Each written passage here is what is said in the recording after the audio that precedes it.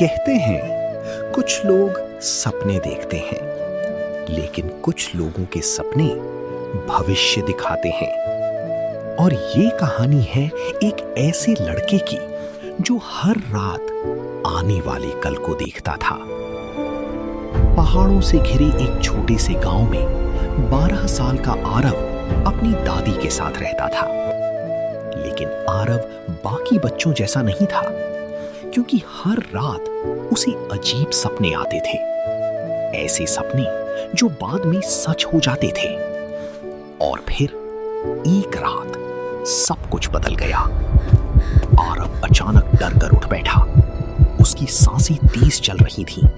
उसने घबरा कर कहा, दादी, कल बहुत तेज बारिश आने वाली है। दादी हल्का सा मुस्कुराई, क्योंकि आसमान बिल्कुल साफ था।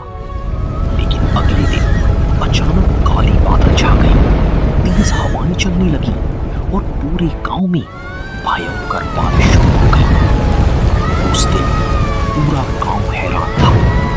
कुछ दिनों बाद आरव फिर घबरा कर उठा। इस बार उसने कहा,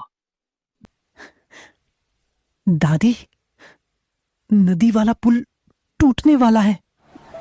लेकिन गांव वालों ने उसका मजाक उड़ाया। किसी ने उसे पागल कहा तो किसी ने कहा यह लड़का हर बार डर फैलाता रहता है। लेकिन उसी शाम पुराना लकड़ी का पुल तेज आवाज के साथ टूट गया।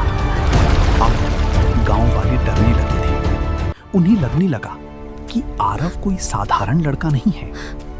लेकिन असली डर अभी बाकी था। उस रात आरव ने अब तक का सबसे भयानक सपना देखा। पूरा गांव आग में जल रहा था। आसमान काला हो चुका था। चारों तरफ धुआं फैल चुका था। मंदिर की घंटियां अपने आप बज रही थी।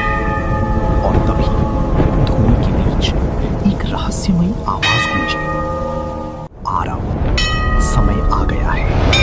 वीर लोक का द्वार खुलने वाला है।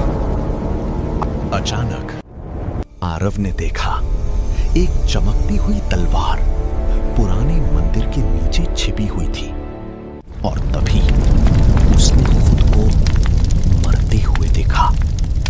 आरव जोर से चीख पड़ा, नहीं, यह सच नहीं हो सकता। इस बार वो बहुत डर चुका था। तभी उसकी दादी धीरे धीरे उसके पास आई। लेकिन पहली बार उनके चेहरे पर भी डर दिखाई दे रहा था। उन्होंने धीमी आवाज में कहा, तुम्हारे दादा को भी ऐसे सपने आते थे। आरव हैरान रह गया। उसने पूछा, क्या? दादी की आंखें नम हो गईं। उन्होंने कहा, उन्होंने भी भविष्य देखा था और एक दिन वो अचानक गायब हो गए। कमरे में सन्नाटा छा गया। फिर दादी आरव को पुराने मंदिर के पीछे ले गई। वहां पत्थरों के नीचे एक अजीब निशान बना हुआ था। दादी ने कहा, कहते हैं सदियों पहले वीर लोक के रक्षक इसी गांव में रहते थे। और जब भी कोई बड़ा संकट आने वाला होता, उनके वंश में जन्मा एक बच्चा भविष्य देखने लगता था। आरव की सांसें तेज हो गईं। अगली रात अचानक आसमान बदल गया। तेज हवाएं चलने लगी, पेड़ हिलने लगे, जानवर भागने लगे और मंदिर की घंटियां अपने आप बजने लगी। पूरा गांव डर चुका था। तभी आरव को अपना सपना याद आया और वो तेजी से पुराने मंदिर की तरफ भागा। लेकिन पीछे उसे वही जगह मिली जो उसने सपने में देखी थी। वो पत्थर हटाने लगा और अचानक उसे एक पुरानी तलवार मिली। तलवार चमक रही थी, लेकिन उसमें कोई जादुई शक्ति नहीं थी। तभी उसे दादी की आवाज याद आई, असली शक्ति तलवार में नहीं, उसे उठाने वाले के साहस में होती है। तभी आस में बिजली गिर गई, आग फैलने लगी, लोग इधर उधर भागने लगे। लेकिन इस बार आरव डरा नहीं। उसने जोर से चिल्लाकर कहा, सब लोग नदी की तरफ भागो, जल्दी। और इस बार पूरा गांव उसकी बात मान गया। आरव ने सभी लोगों को सुरक्षित जगह पहुंचा दिया। कुछ ही देर में पूरा गांव बच गया। सुबह हुई। गांव वाले आरव को देख रहे थे। अब उनकी आंखों में डर नहीं, सम्मान था। दादी की आंखों में आंसू आ गए। लेकिन कहानी अभी खत्म नहीं हुई थी। उस रात आरव फिर सोया, लेकिन इस बार उसने कुछ और देखा।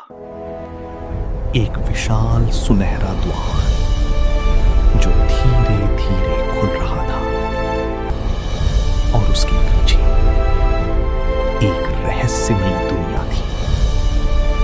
फिर वही आवाज गूंजी,